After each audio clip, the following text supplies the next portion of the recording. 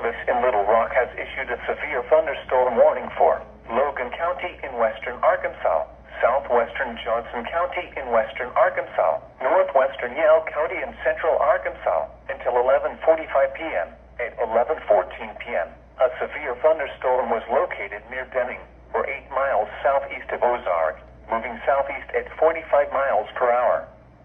Hazard, 60 miles per hour wind gusts and quarter-size hail.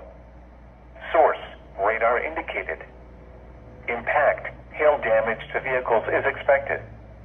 Expect wind damage to roofs, siding, and trees.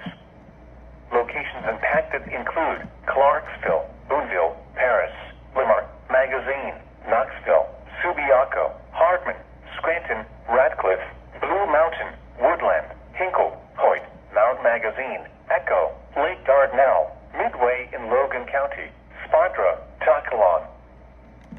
Here are the latest